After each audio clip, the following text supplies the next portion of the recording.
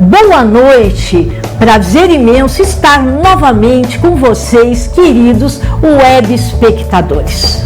O nosso tema de hoje será o retorno às aulas e suas nuances, né? Por quê? 2020 foi um ano de perdas, mas também de ganhos. Foi um ano para ser lembrado, jamais esquecido. Nesse mesmo período do ano passado, nós vínhamos com as escolas seguindo seus calendários conforme haviam sido planejados, estabelecidos. Até que fomos pegos de surpresa por um vírus totalmente desconhecido, levando as escolas a fecharem e buscarem métodos alternativos para assegurar a continuidade das aulas. Uma nova era se instaurava na área da educação, onde alunos, pais e professores estavam sendo conclamados a aprender juntos. E é para conversar sobre esse tema, retorno às aulas, que nós estamos trazendo duas pessoas especiais. Aguarde mais um pouquinho, voltaremos em segundo.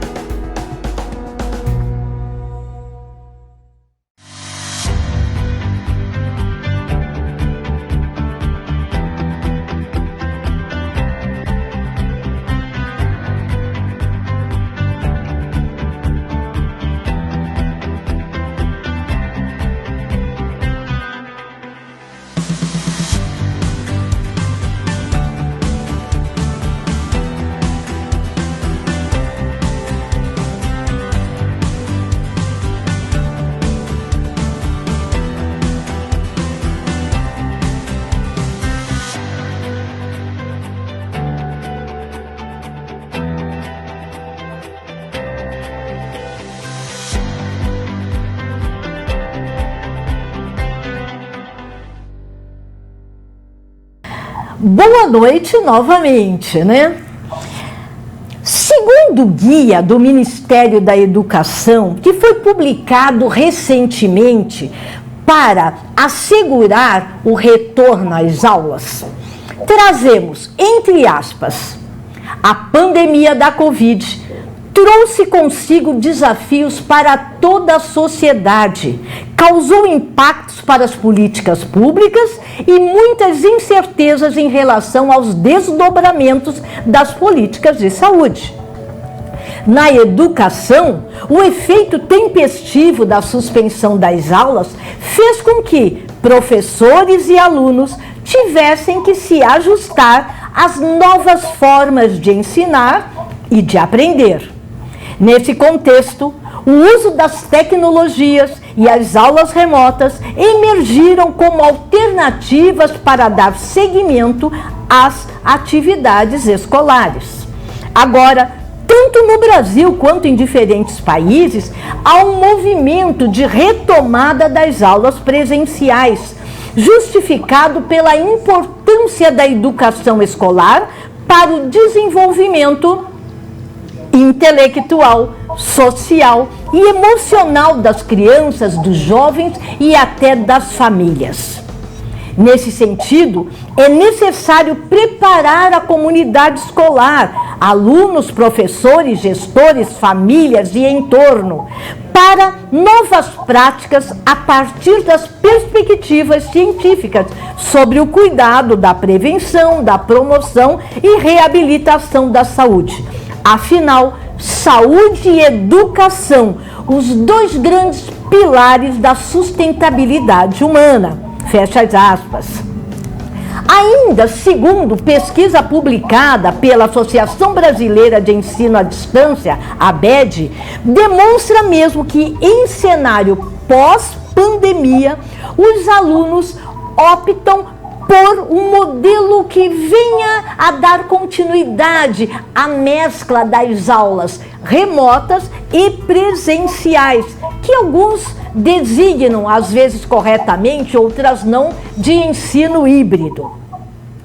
Algo que traga o lúdico, algo que possibilite também a aplicabilidade desses conhecimentos na sua prática diária, nos seus projetos de vida. Também ainda nessa pesquisa, com mais de 2,7 mil entrevistados jovens, 67% relataram dificuldade em estabelecer uma rotina de estudo face às distrações, vamos chamar assim, das outras mídias sociais. Aulas online, vídeos, encontros virtuais e outros materiais digitais foram algumas das estratégias adotadas para suprir a ausência desse contato tão rico, diário, alunos e educadores, Entretanto, 72% desses alunos colocaram que a qualidade das aulas remotas não foram tão excelentes quanto as presenciais e que gostariam, sim, de voltar logo às aulas. Para tratar, então, de tão nobre e relevante tema, temos a honra de contar com a presença de 2 especialistas fantásticos da área da educação.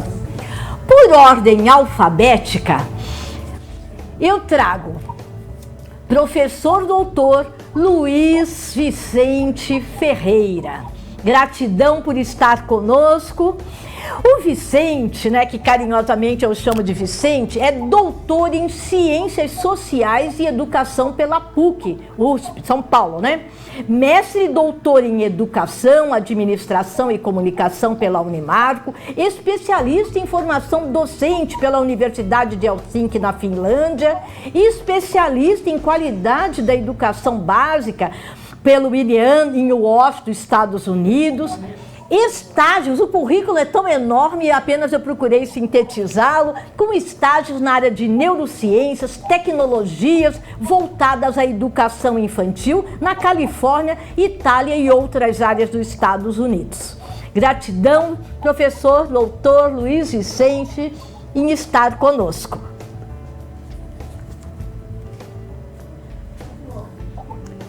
Está sem o som, por gentileza. Boa noite, Lúcia. Boa noite a todos. É um prazer estar aqui com 2 Helenas, o símbolo da força grega, a cultura e o conhecimento. E vamos ter esse momento de reflexão e fico à disposição para suas perguntas, para esse diálogo com essa outra brilhante autora de livros, Maria Helena. Gratidão mais uma vez pelo aceite.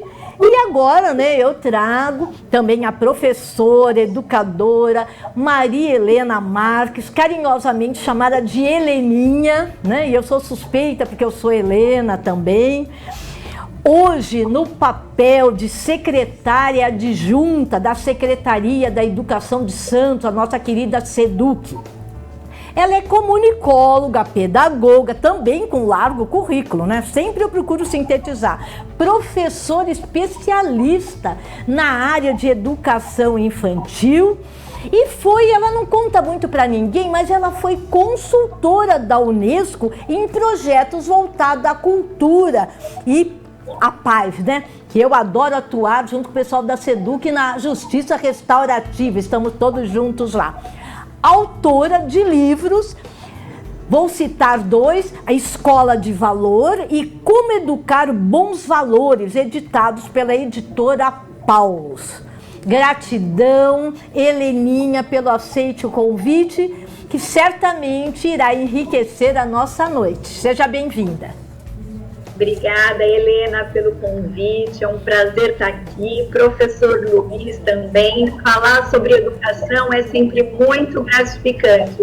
Afinal de contas, todos nós somos afetados pela educação em todos os segmentos da nossa vida, Muito obrigada, tenho certeza que será um momento bem produtivo.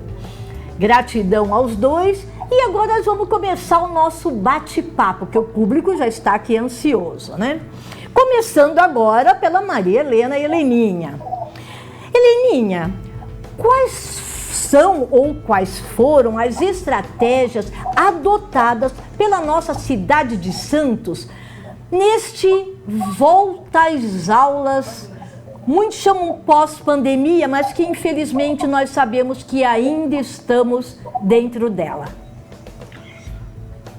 Pensar em estratégias, quando a gente pensa num começar, a gente utiliza alguns elementos, mas quando a gente pensa num recomeçar, e recomeçar, né, como diz o poema de Carlos Drummond de Andrade, é sempre dar uma nova chance. Imagina a gente recomeçar depois de um momento tão delicado, da qual todos nós fomos pegos de surpresa e sem o qual não temos precedentes.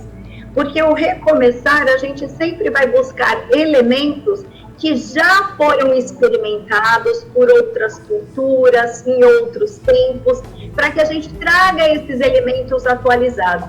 Nesse momento, a gente se viu diante de uma história jamais vivida. Então, nenhum de nós, nem enquanto profissionais da educação e nem enquanto estudantes nos bancos escolares, vivemos um momento como esse, de repente, dar continuidade à educação com essa escola fechada. Quando a gente fala em educação escolar, a gente fala sempre nesse encontro presencial que se dá nesse ambiente escolar. E essa parada, ela foi uma parada que ela também mexeu com outras áreas, né, da nossa estrutura humana, porque ela envolveu a vida, o risco à vida, o medo. Então, todos nós paramos, e esse recomeçar, ele vem de um lugar onde a gente ainda tem que acolher, a gente tem que trazer uma escuta carinhosa para que todos nós nos sintamos confortáveis e preparados para esse recomeçar, que ele atinge todas as esferas da sociedade. E ele não foi uma estratégia que foi criada por um grupo isoladamente. Mais do que nunca, ele precisou de uma escuta e ele precisou buscar muita colaboração. Colaboração que vieram de outras áreas, sobretudo da área da saúde, para nos ajudar a enxergar de que forma esse retorno ele seria inclusive seguro para a vida. É claro que a gente entende que essa é uma necessidade do ponto de vista físico, emocional, intelectual, mas envolve aí histórias da qual nenhum de nós foi poupado, não é? Então, todos nós temos histórias que passamos com nossas famílias, nas nossas proximidades, e assim acontece com todos os professores, os funcionários, os alunos, os pais. Então, esse recomeçar, ele não foi pensado ontem, desde que a escola foi fechada, que nós iniciamos esse processo do esperançar. Não é esperar, né, que ela retomasse, mas do esperançar. E esse esperançar, ele foi um profundo movimento de estuda e busca científica de elementos que pudessem nos respaldar. Quando foi em junho de 2020, nós constituímos uma comissão escolar no âmbito da Secretaria de Educação, envolvendo profissionais da educação de todos os segmentos, desde a supervisão de ensino, equipe de gestores, professores, funcionários, técnicos da Secretaria. Imagine que nós temos uma Secretaria de Educação com quase 5.000 profissionais da educação, dos mais diversos segmentos. Precisaríamos realmente compor uma comissão que trouxesse essa representatividade para que a gente pudesse discutir. É claro que no âmbito da Secretaria de Educação, o que a gente discute? A gente discute aquilo que a gente domina. Como é que a gente vai recompor esse currículo? Como é que a gente vai estabelecer habilidades e objetivos de desenvolvimento focais? Ou seja, aqueles em que são possíveis de serem tratados em outro espaço que não o presencial. Afinal de contas, ele vai precisar ser tratado dentro da família, neste outro contexto. Então, foi discutido algo da qual nós estudamos e nós participamos desse movimento. Mas, para além dessa discussão, que envolveu muito a questão, sobretudo, do acolhimento, claro que o acolhimento faz parte de todo o processo educacional, mas é um acolhimento diferente, né? Vindo e já vou lhe perguntar logo sobre acolhimento. Aguarda só um pouquinho sobre acolhimento, porque você está trazendo algo que é importantíssimo. Mas eu acho importante que a gente abra aí um espaço para falar bem sobre isso. Mas, de qualquer forma, tratarmos, sobretudo, como se dá o processo, né, de aprendizagem e desenvolvimento humano, considerando essa distância, né, esse acesso remoto ao nosso aluno, em que estágio ele está e como a gente contribui para que ele avance para outro estágio, porque esses elementos nos ajudam a recompor um novo planejamento que vai fundir os anos de 2020, 2021 e até 2022, né, dependendo dessas trilhas de aprendizagens que deverão ser tomadas. Mas ainda assim nós precisaríamos de outros elementos. Foi quando foi constituída a nível de prefeitura um comitê intersetorial que trouxe outras secretarias, né, sobretudo a Secretaria de Saúde, que trouxe aí os sindicatos, que trouxe as escolas particulares, que trouxe as escolas subvencionadas, para que a gente pudesse fazer uma ampla discussão olhando para todos esses olhares. Todo esse processo vem sendo amadurecido, houve uma escuta dos professores, da qual nos fez postergar a volta às aulas só para 2021. Tivemos, sim, uma abertura das escolas em novembro, 25 escolas abriram para alguns acolhimentos de alunos. Nesse processo, 1.500 alunos estiveram em algumas trocas presenciais, o que foi bem importante para a saúde emocional de muitas pessoas.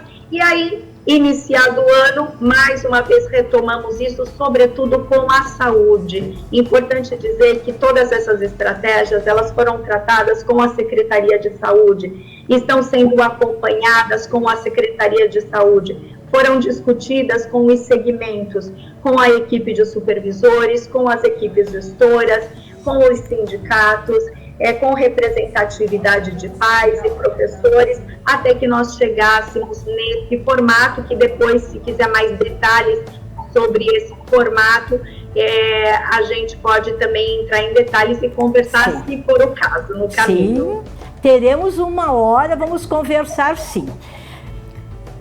O Luiz Vicente, que além de, né, especialista aqui no Brasil, ele já agora está quase que planetário, que ele já percorre o mundo inteiro e além dele. Professor doutor Luiz Vicente, né? Nós falamos que o mundo mudou, e mudou significativamente, vamos chamar assim, e consequentemente a forma de ensinar e aprender também, né? Como você acredita que deva ser a preparação de educadores para essa nova era e totalmente nova, em plena pandemia e após a pandemia, que esperamos que seja breve? Muito bem colocado, Lúcia. Nós já estávamos num processo de transformação, porque em 2020 nós deveríamos, em todos os 5.500 e poucos municípios, ter a implantação completa da BNCC. Sim. E alguns municípios ainda estavam elaborando seus currículos. Então, uma coisa é falar de escolas particulares, outra seria falar da situação Santos, uma cidade considerada padrão. E como avaliador também do NEP-MEC, né, eu olho pelo país inteiro. Então, nós temos muitas defasagens, dificuldades no que diz respeito a isso. A implantação que estava em processo da Base Nacional Comum Curricular, e para que alguns entendam melhor isso, né, nós temos por tradição um modelo conteudista, de transferência de conteúdos, de informações, que vigora há muito tempo no Brasil, e a nossa Constituição, a nossa LDB, exigia uma base comum que desenvolvesse competências e habilidades, ou seja, sair daquele modelo, aulas, palestras, aulas tradicionais, para uma maneira de ensinar e uma maneira de aprender que se construísse competências e habilidades. Então, nós estávamos nesse pensamento de transição. A pandemia, ela veio a forçar, acelerar esse processo em algumas situações, desmascarar falsos usos de metodologias ativas, que eram modismos. Em outras colocações, ela veio a forçar que professores buscassem outras maneiras de construir esse conhecimento, tanto presencial quanto remoto.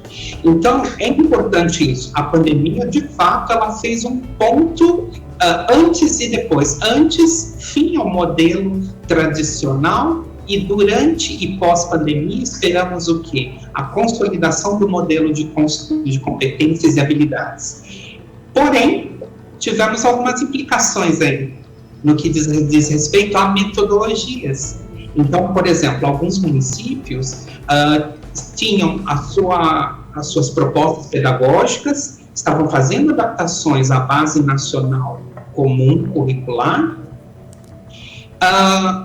mas ainda não tinham um modelo de formação de professores. Diga-se de passagem, a resolução que orienta as faculdades a formarem professores no modelo de competências e habilidades para dar conta da BNCC uma nova maneira de ensinar e uma nova maneira de aprender é de dezembro de 2019, resolução 2 de dezembro de 2019. Então, os municípios e todos nós fomos tomados de surpresa. Tivemos de sair de uma zona de conforto, em que tínhamos um plano, uma maneira de ensinar, uma maneira, e de uma hora para outra, nós tivemos de consolidar como ensinar fora das quatro paredes. Então, surgiu um modelo remoto. Os profissionais da educação, professores, secretários, tiveram de buscar o quê? Conhecimentos do que estava sendo praticado em outros países, em outros estados. Houve uma troca muito grande por algumas instituições como o INDIM e outras, e cada localidade buscou adaptar esse modelo de como ensinar de maneira remota. Por quê? Em algumas localidades eles usaram rádio devido às distâncias. Em algumas localidades conseguiram distribuir chips, né, para as crianças, outras conseguiram fazer materiais impressos. Então, falar dessa volta às aulas foi algo que exigiu, sim, Lúcia, o protagonismo do professor, o protagonismo dos pais, porque eles tiveram de ser inseridos nesse processo. Sim. Tiveram os professores também de ajudar os pais a participarem, e os professores, por sua vez, tiveram de buscar outras metodologias, ou seja, maneiras de ensinar, conseguir ganhar o aluno dentro de um novo modelo remoto. Tivemos problemas? Sim, porque nós não tínhamos ainda, e não temos, um modelo de formação de professores complexo para competências e habilidades à luz da BNCC. Isso é um ponto. Os municípios estão ainda elaborando os seus currículos. Então, o que ensinar há uma clareza, mas houve um grande ato no como ensinar para realidades tão diferentes.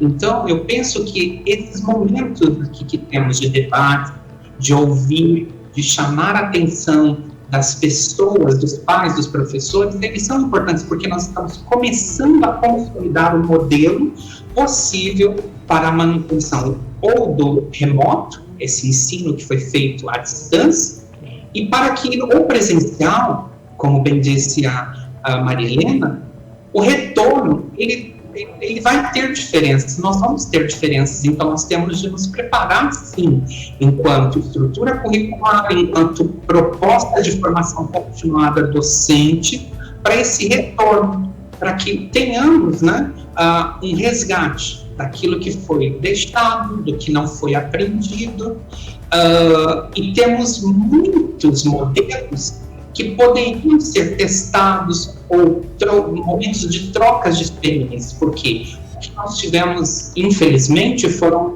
momentos de improviso, professores esgotados. Então, hoje, com a busca de uma engenharia nesse sentido, ou seja, a busca de soluções mais palpáveis, modelos testados, eu penso que nós vamos avançar quando tivermos a volta às aulas. Penso que precisamos repensar assim, modelo de formação continuada, um modelo de subsidiar trocas com os professores e de novas metodologias que foram testadas para que não caiamos o que? No modismo.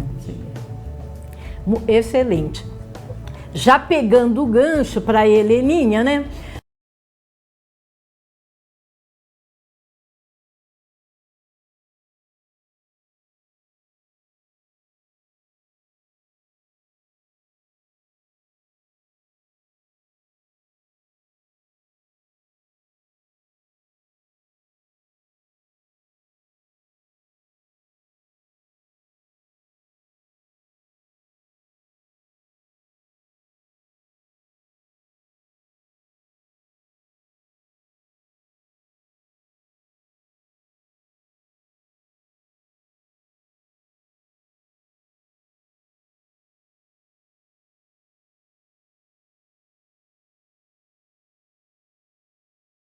Com relação a isso? Bom, no primeiro momento, é bem importante, o professor Luiz colocou a questão do protagonismo, né? A educação que necessitava dessa atualização, e nada disso é novo, nenhum discurso de metodologias ativas, nenhum discurso de aprendizagem por estação, de ensino remoto, utilização das tecnologias digitais como meio, não como fim, nada disso é novo. A educação já anunciava essa necessidade nessa relação de processo de desenvolvimento e de aprendizagem. De repente, foi necessário uma crise para que esses professores protagonistas, eles revelassem esse potencial criador, porque essa criatividade, essa criticidade, essa comunicação, nada mais são do que competências que são ditas lá as competências do século XXI, que são trazidas lá nas competências da Base Nacional Comum Curricular. E muitas vezes, quando a gente faz esse estudo de toda essa necessidade, teoricamente, não necessariamente isso muda a prática do professor, porque nós, seres humanos, temos a tendência a nos acomodar e nos estabilizar até mesmo naquilo que nos é incômodo, porque, de fato, a educação já não trazia resultados tão relevantes que nos dissesse, vamos manter esse modelo. Ela já anunciava para essa necessidade de modificação do modelo. Então, nós já possuíamos na Secretaria de Educação plataformas de atividades para alunos.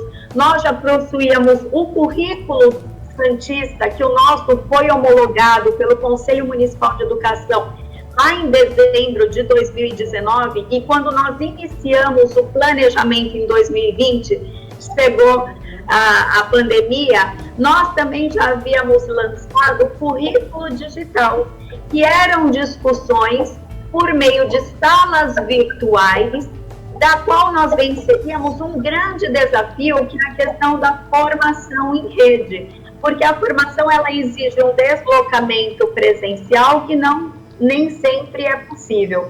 Então já tinham todos esses insights e todas essas discussões das quais os professores conheciam, mas a utilização desse movimento, ele se deu sobretudo no momento da pandemia.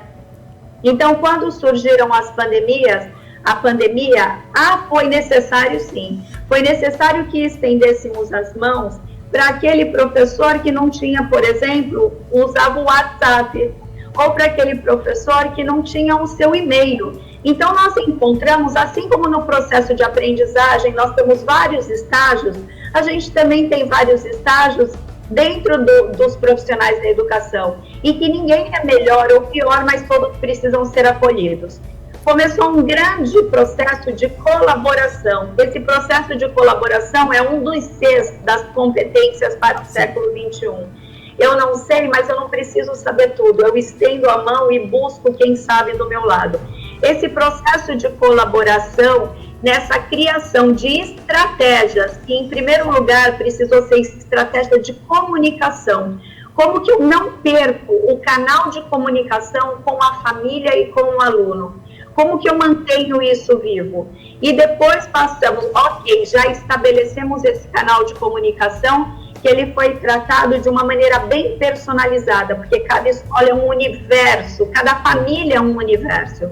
A partir daí, ok, já estabelecemos esse canal de comunicação. Já temos um currículo focal, nós lançamos o currículo Santista Edição Especial, com habilidades focais. E quais são as estratégias para que a gente trate desse currículo e de que maneira? E aí iniciamos um processo de formação que ele trabalhou com um número muito maior de professores, porque nós pudemos ter esse acesso de uma maneira remota.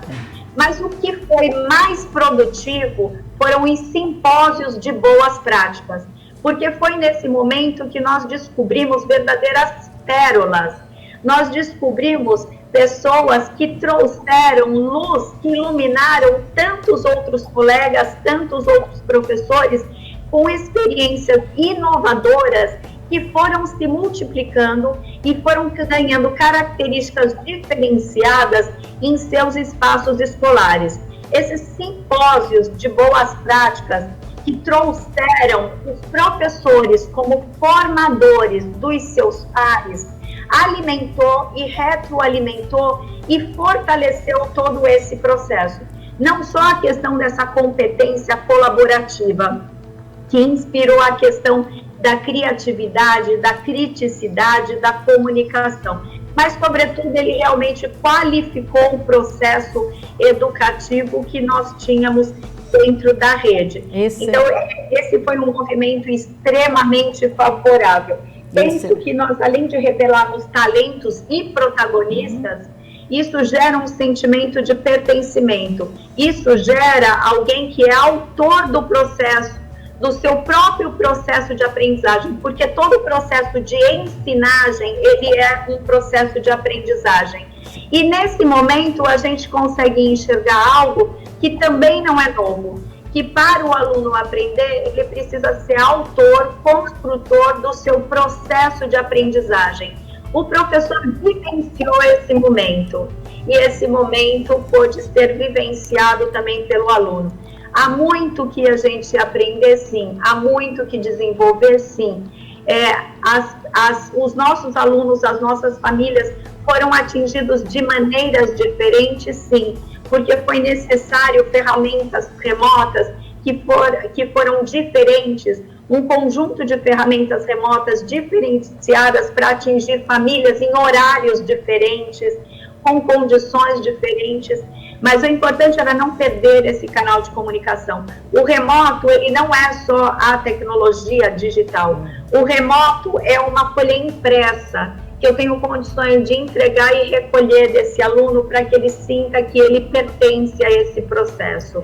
Muitas vezes a gente vem com fórmulas milagrosas de atividades, como se a escola pudesse ser toda transportada para uma plataforma.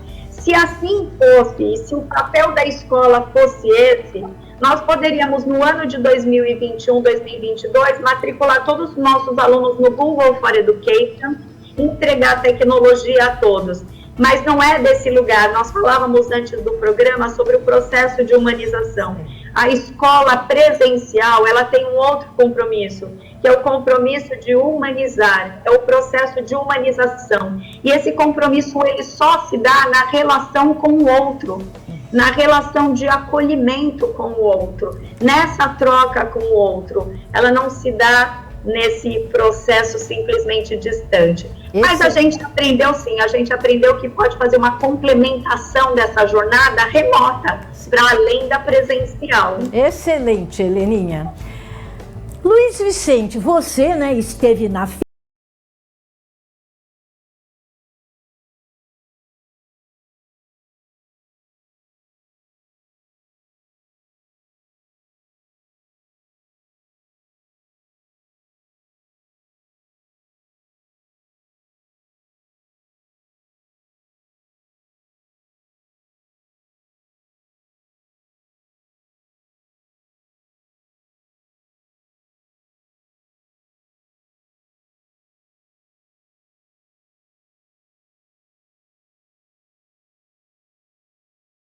crianças e jovens nesses países. Tá sem o som, por gentileza. Perfeito. A minha experiência de um bom tempo, em primeiro lugar nos Estados Unidos, na Califórnia, estive na Berkeley e estive na Google. E, pasme, eu fui conhecer a escola da Google e, assim como a professora Helena disse, a ênfase maior, pasme, na Califórnia, era a ênfase à formação humanística, que nós falávamos antes, né, no início do programa. E Vygotsky diz isso, né? 80% do que nós somos, do que nós aprendemos, depende dessa troca aqui, da interação com o outro. Eu me conheço, eu formo a minha identidade na relação um com o outro. O currículo se dá também nas trocas simbólicas. Bourdieu dizia isso. Uma frase que eu gostava muito lá, e lembrando que os Estados Unidos têm uma ênfase no pensador, né, John Dewey, assim como a professora Maria Helena disse, isso que nós estamos falando de competência e habilidades agora, século XXI, isso já era muito comum em 1908, 1905, o currículo americano, canadense, eu também estive no Canadá, ele é focado em competência e habilidades, mas eles têm junto a formação humanística. E isso é interessante, eles têm uma ênfase muito grande no modelo montessoriano. E aí você vai me dizer, em que isso influencia? Em tudo, porque eles levam a tecnologia dentro de um espaço que foi pensado por arquitetos e educadores, um espaço que ensina, um lugar que alfabetiza. Isso nos Estados Unidos. A tecnologia é entendida como uma ferramenta. Então, eles também tiveram dificuldades em adaptar um currículo que saiu das 4 paredes para amplos espaços para o mundo digital, até porque a aprendizagem no mundo digital, no mundo virtual, o nosso cérebro tem uma outra dinâmica de concentração, uma outra dinâmica de foco. Então, há perda sim quando não há o ensino presencial. Mas nesse momento, era o que nós tínhamos de melhor, era tentar fazer essa transposição, essa adaptação. Outra colocação que eu gostei muito interessante foi quando eu fui para a Itália. Na Itália, Lúcia, e também em Portugal, que é outra referência muito grande na parte de educação infantil e alfabetização. Então, dos Estados Unidos, eu gostei dessa organização de tempos e espaços e a mescla de tecnologia com o modelo montessoriano foi muito interessante. Na Europa, Portugal, Itália, eu vi muito forte na região norte da Itália, eu fiquei em San Miniato e conheci ali a Umbria e todas as escolas Reggio, e eu visitei 30 escolas e uma coisa que me surpreendeu era como eles organizam os espaços de aprendizagem na escola. E aí faz sentido para mim por que a educação infantil fundamental 1 para eles, quando foi trasladada para o remoto, fez muito impacto. Por quê? Porque eles aprendem com espaço. Então, as escolas Reggio, as escolas de San Miniato, são escolas amplas, abertas, e você tem cantinhos, 8 cantinhos. Então, por exemplo, como é que uma criança é alfabetizada? Pelo lúdico. Como é que fica essa palavra protagonismo? Então, eles usam muito o eutagogia, eles não usam muito a palavra protagonismo. A eutagogia, ou seja, você aprender, né? E você precisa do mediador, então o profissional é importante. Só que as escolas, elas são grandes, com poucos alunos, muito bem equipadas, há uma infraestrutura, são públicas, as da Itália são públicas, e aí eu fiquei curioso para observar essa questão da alfabetização. E aí eu vou chegar no ensino remoto. Então, por exemplo, toda segunda-feira à tarde, as crianças são levadas a brincar de casinha, meninos e meninas, e aí eles trabalham as questões de gênero na prática. E ao brincarem de casinha, por exemplo, no quarto, a professora entrega um problema, uma situação-problema para ser enquanto arruma o quarto. Aí a menina quer guardar os travesseiros. O menino não quer. Não, porque na minha casa fica e eles têm de aprender a voltar. Então, eles acabam tendo situações de aprendizagem em que o lúdico é uma metodologia, mas que levam à prática de competências e habilidades. Você percebe? Sim. Na construção de valor. E aí, o que me chamou a atenção? Porque eu observei que na segunda brincavam no quarto, na terça na sala, na quarta na cozinha, na quinta numa área e na sexta do lado de fora. E aí eu comecei a observar. No quarto, Lúcia, todos os objetos em madeira, então um mini quarto, isso dentro de uma sala de aula. Então você vê a estrutura é outra. É um amplo espaço com um cantinho que lembra uma casa. E aí no quarto, as crianças tinham ali travesseiro, escrito travesseiro em letras de forma e letra cursiva, lençol, letra de forma. Ou seja, aí eu entendi, as crianças brincando por um ano na educação infantil, ainda que não houvesse a ênfase em alfabetizá-las, elas acabavam brincando, resolvendo seus conflitos socioemocionais, com a mediação do professor, aprendiam a resolver problemas e se alfabetizavam, adquirindo letramento. Aí a palavra letramento fez muito sentido para mim. Na terça, iriam para uma sala. Aí a professora ligava som, rádio, TV, tudo ao mesmo tempo. E aí eles tinham de cooperar. E por que eu estou dizendo isso? Porque o nosso modelo de educação infantil que veio ao Brasil, por meio da nossa base nacional, que fala sobre os 5 campos de experiência, tiveram essa influência da Itália. Só que nem todo mundo, quando tem uma formação em pedagogia, tem oportunidade de ver uma ludoteca, uma alfabetoteca, sequer às vezes existem nas faculdades. E aí, quando eles chegam, às vezes, às secretarias, em que eles ouvem esses novos discursos, há uma necessidade de atualização, de conhecer, eles acabam se encantando por educação infantil. Então, eu, particularmente, tive um encantamento das práticas de educação infantil, principalmente por isso, o espaço alfabetizador de letramento da Itália. Quando fui à Finlândia, o meu encanto tornou-se mais sério ainda, porque a primeira coisa que o meu orientador lá na Universidade de Helsinki disse é o seguinte: não tente replicar o nosso modelo no Brasil. Isso foi um choque. Não nos imitem, busquem a sua identidade.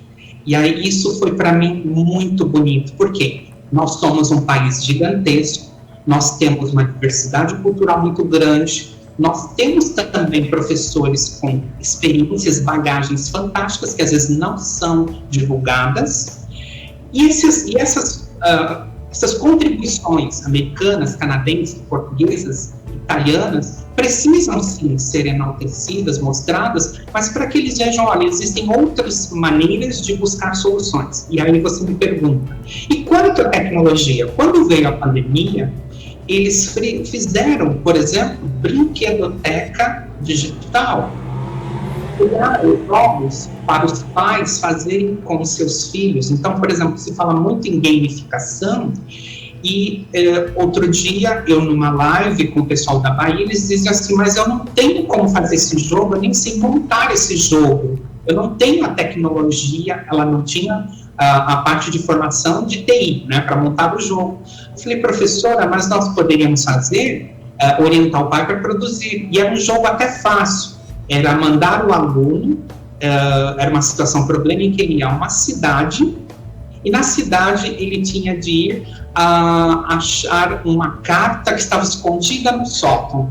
Eu falei, então, por que não pedir para o pai participar da brincadeira, fazer uma gincana? Aquilo que estava no meio virtual pode ser trazido para o presencial. E o brasileiro é fantástico em fazer essas adaptações. Então, eu penso exatamente isso, nem tanto tecnológico, nem tanto só o tradicional. Eu acho que o híbrido é exatamente isso, esse equilíbrio com consciência. Então esse protagonismo eu chamo de eutagogia. Eu penso que esse protagonismo envolve professor, conteúdo e aluno. São as 3 peças importantes. Que eu falo protagonismo do aluno, mas preciso do protagonismo do professor. Preciso repensar também o que e como. Então, protagonismo professor-aluno, o conteúdo, a competência, a habilidade a ser, as metodologias. Nós temos muito que aprender, sim. Nesse período de pandemia, eu desconhecia, Lúcia, desconhecia, Helena, 70 metodologias ativas. Eu não conhecia tudo isso. Eu usava 2 ou 3, um jogo, uma dinâmica, sempre foi da minha prática. O meu mestrado e meu doutorado é em prática de ensino. Então, a minha profissionalização, o meu processo de conduzir professores há 30 anos é formar professores. E aí, por isso que eu questionei, mas que professores nós estamos formando hoje? Quais treinos eles têm nos seus estágios e o que eles encontram de necessidades nas suas prefeituras na realidade? O que eu tenho visto com aqueles que conversam comigo, eu tenho só no Face quase 11 mil.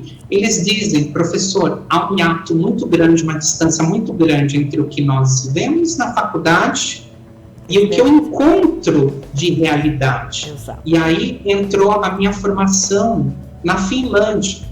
Na Finlândia, Lúcia e Helena, vocês sabem disso, mas é para nós trazermos a quem nos ouve, né? A quem nos assiste agora.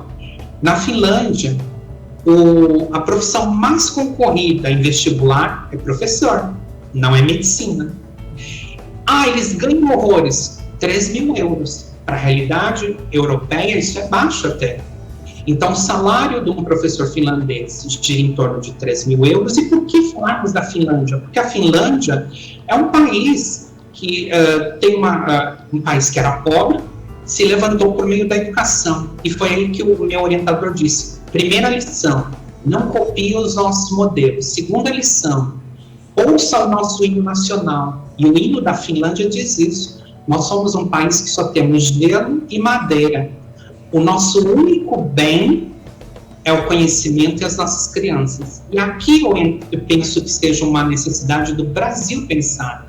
Nós temos 49 milhões de crianças matriculadas no país que precisam ser consideradas bem.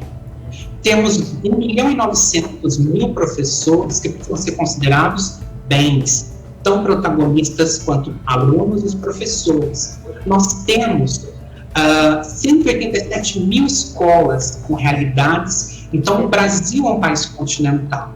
A Finlândia é um pouco maior que o estado de Goiás, com 5 milhões de habitantes. Ou seja, mas o que eles fizeram? Eles usaram da sua pobreza e encontraram a riqueza, enfatizar a educação. E aqui é um outro ponto para nós brasileiros, porque estamos falando de protagonismo, o protagonismo dos pais. Os pais também participam do processo. Então, na Itália, por exemplo, Lúcia, todo pai que tem um filho matriculado na educação infantil no norte da Itália, ele é liberado pelo menos uma vez a cada 15 dias e é feito um calendário. Todos os dias você terá um pai acompanhando algum projeto. Então, existe um protagonismo do aluno, do professor e dos pais. Então, o pai que é marceneiro, ele vai dar uma oficina de marcenaria para o filho dele e para os demais. Então, existe esse respeito, essa relação de fato, sociedade, família e escola. Isso é muito interessante, é uma vivência muito forte. Na Finlândia, eles buscam fazer com que o pai enfatize a importância do professor. O professor é admirado, respeitado. É o concurso de vestibular mais exigido. E aí vem o item. No nosso país, nós somos professores. Quem somos nós? A Terezinha Azeredo Rio diz isso, né? A Terezinha Azeredo Rios. Nós somos a classe pobre que teve a luta de chegar ao nível superior e fazer uma licenciatura. Então, nós já somos pessoas que em alguma etapa da nossa vida fomos excluídos, somos desrespeitados, desvalorizados. E a Finlândia reverteu isso. Ela colocou o professor como um ser prioritário, respeitado, valorizado e que precisa de apoio. Então, eles dão bolsas, eles dão subsídios para a compra de carro, casa, porque eles dizem que o futuro do nosso país depende do professor. E eu penso que mais do que falar em pandemia, metodologia, nós precisamos agora, nesse momento, a pandemia trouxe isso, Os pais não conseguiram dar aula para os seus filhos, então o professor é importante, ele precisa ser respeitado, valorizado, as experiências deles e essa troca. A formação do professor, que foi o que você me perguntou, Lúcia, na Finlândia, enquanto nós fazemos um curso noturno, numa faculdade, às vezes, particular, com falhas, de 3 anos, o curso de formação de um professor na Finlândia é de 6 anos em tempo integral. Então, ou seja, eles têm uma formação 4 vezes maior. E o que eu achei interessante, e que eu acho que nós precisamos repensar isso, mais do que usar esses discursos prontos, essas coisas, é pensarmos assim, as soluções que de fato dão certo, mas a nossa realidade, como eles disseram, o Brasil não é a Finlândia. Nós temos uma outra história, uma outra cultura, outros problemas, um povo, uma formação, uma história de formação docente também diferente, mas eles têm um ponto que eu observei enquanto cientista. Eles focam na inteligência global. Falando tanto de inteligências múltiplas, eles focam na inteligência global. E aí, o que eu quero dizer com isso? Eu percebi no currículo de formação de professores finlandeses que todos eles, nos 6 anos, eles têm de estudar os 13 componentes do currículo, ou seja, eu vou ser professor de finlandês, mas eu tenho de aprender matemática, geografia, história, com profundidade. Então, eles têm uma visão do todo e eles conseguem depois ter uma articulação interdisciplinar. E o que isso tem a ver? Porque eu percebo que nós exigimos do professor brasileiro, vamos fazer um currículo interdisciplinar, um projeto interdisciplinar. E às vezes não é porque ele não tem a boa vontade, ele tem dificuldade, porque ele não tem na formação dele essa prática de conversar. Tanto que aqui nós temos departamento de física que não conversa com o departamento de humanas que é longe do de sociais. Isso não existe lá. Então existe um centro, são 80 centros chamados VIC, Centro de Formação de Professores, em que eles ficam em tempo integral, tem uma bolsa para não trabalhar, e aí eles têm de manhã a formação teórica nos 13 componentes, nos 3 primeiros anos, na parte da tarde, teoria e prática. Então, isso é importante. O professor brasileiro, ele foi forçado a modificar a sua prática, porque ele achou bem, o brasileiro, ele é fantástico, ele se adapta muito rápido, mas pensa no quanto nós poderíamos ganhar vendo essa vivência, essa experiência agora e traduzir isso para as faculdades, para quem esteja formando os novos professores e nas formações continuadas. Então, eles têm uma formação do ser humano integral. Então,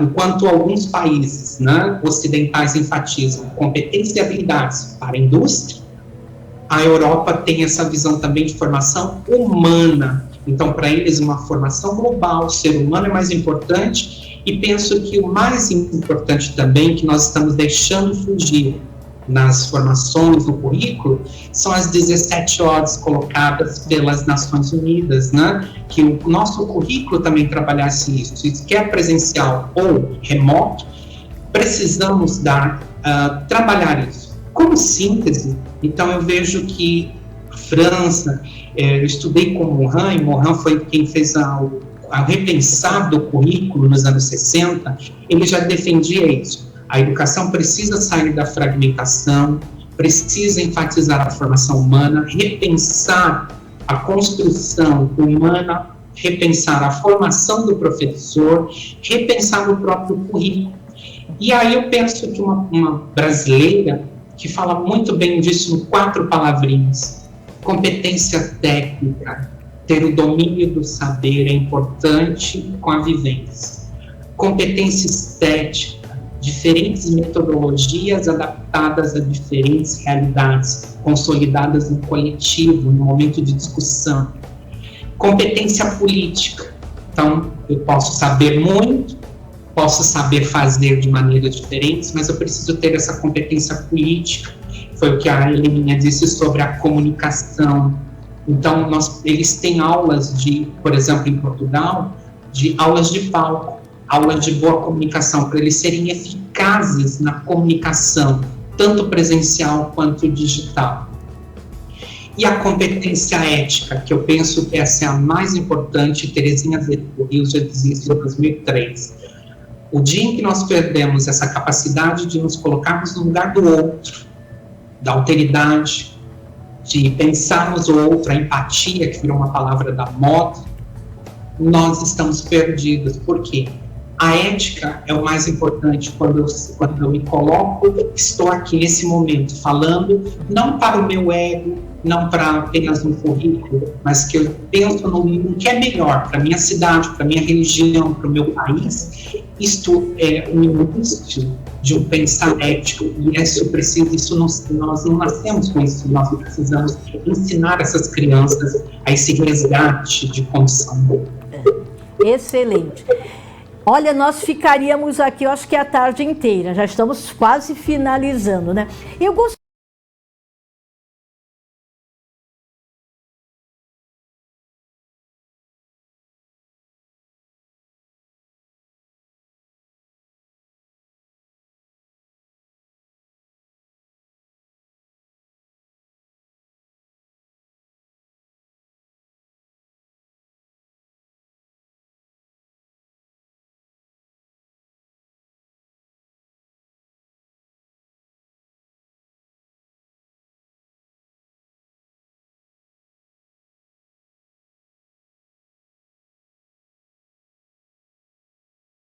fala do resgate desses valores como base de um novo modelo de educação. Então, a mesma pergunta para o Luiz Vicente, para a Heleninha, com relação, será que é isso que todos nós devemos nos protagonizar juntos?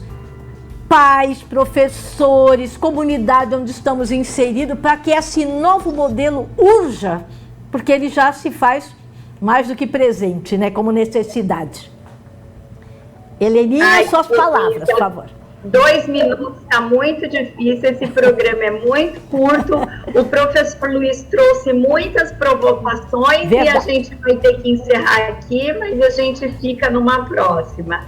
Não há dúvida nenhuma que a tecnologia digital, ela veio para ficar, ela contribui muito, ela não é boa nem má, ela é necessária e útil, e ela vai depender da utilidade que se faz. Enquanto ela for utilizada como meio, ela será sempre produtiva para contribuir. Se ela for como fim, ela não chega a lugar nenhum, porque o fim é sempre o processo de humanização.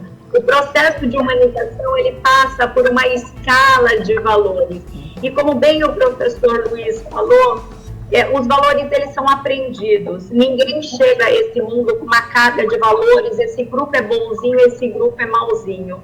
E a busca maior dos valores são os mais nobres valores humanos, que se traduzem no quê? Na ética. E aí esse é um aprendizado que precisa de bons modelos. Qual é a fórmula mágica para isso? É a formação. É a formação que resgate o humano que existe em cada profissional da educação, para que ele se torne um modelo, para que ele se torne um arquétipo desses que seguirão ele como modelo. E aí, quando a gente fala da ética, né, vem tantos discursos e definições. Tem o Leonardo Boff, que ele diz o seguinte, que a ética é a prática do bem até o limite das nossas forças.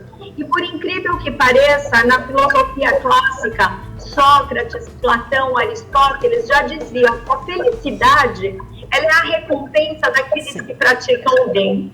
E aí, trazendo também a Terezinha Rios, que foi colocada, citada várias vezes pelo professor Luiz, ele fala que o exercício da cidadania, ele precisa do aprendizado, da técnica, que é o saber fazer muito bem aquilo que você se dispôs a fazer, mas você não perder de vista a ética, que é o bem. Então ela fala muito do bem e do o bem, saber fazer o seu papel bem, mas para o bem. E aí o Rubem Alves vem e nos deixa a fala que diz o seguinte: temos aí um currículo cheio de habilidades, mas para que servem as habilidades se não forem as sensibilidades?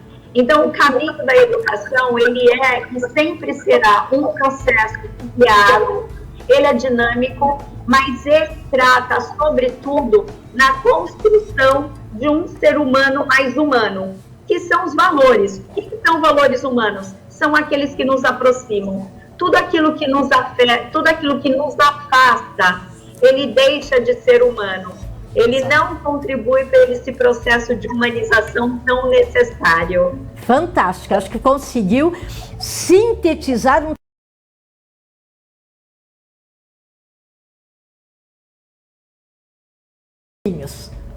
Uau! Marshall McLuhan fala em 1960, já que nós teríamos um momento em que teríamos uma grande rede. Esse momento chegou. Então, nós temos a internet. Então, como Heleninha disse, ela não é boa nem ruim. Ela é algo necessário, uma ferramenta. Então, depende do uso. Quem faz o uso são seres humanos.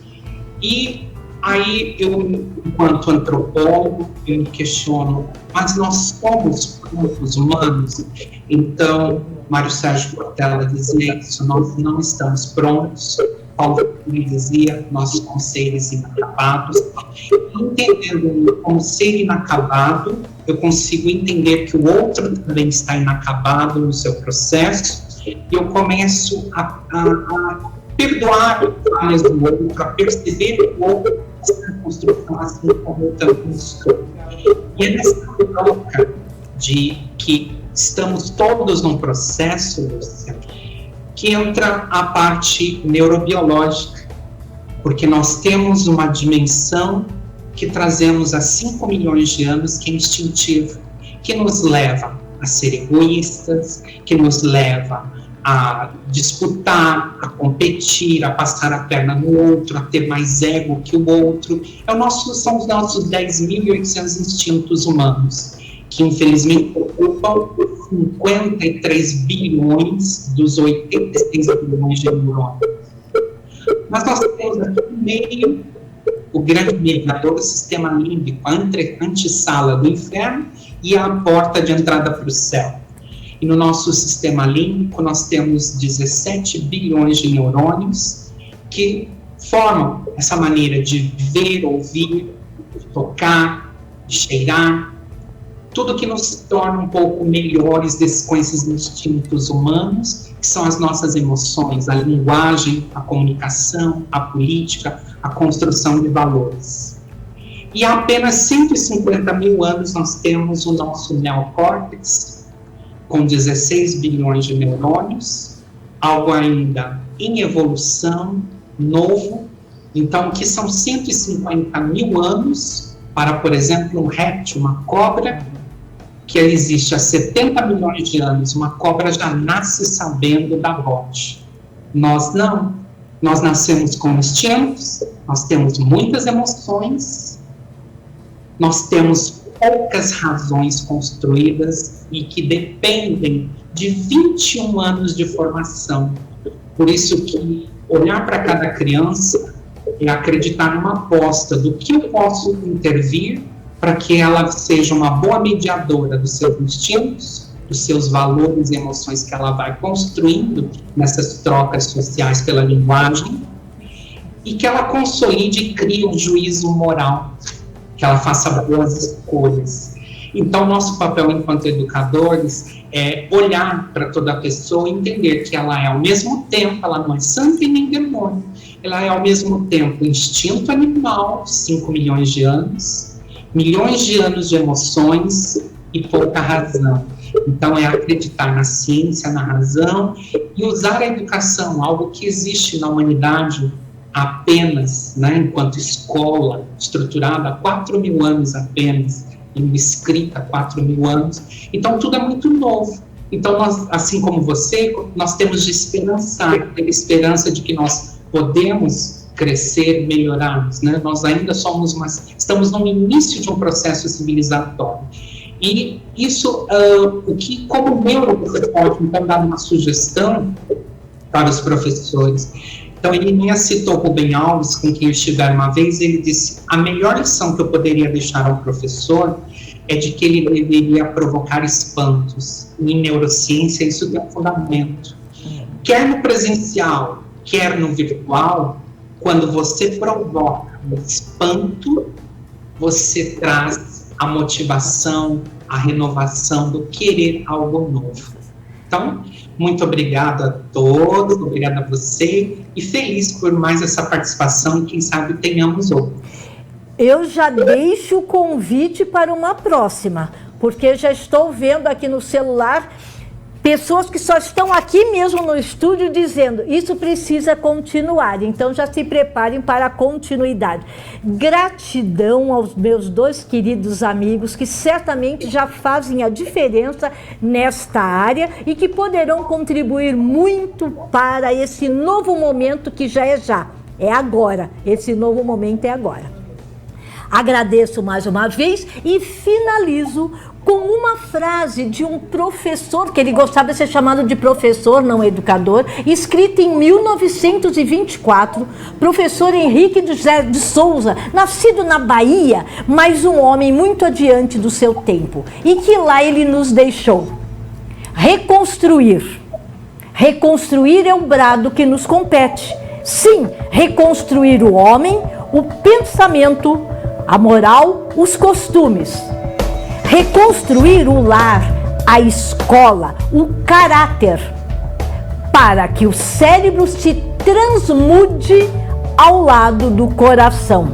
E só assim a humanidade se tornará digna do estado de consciência exigido pela nova civilização.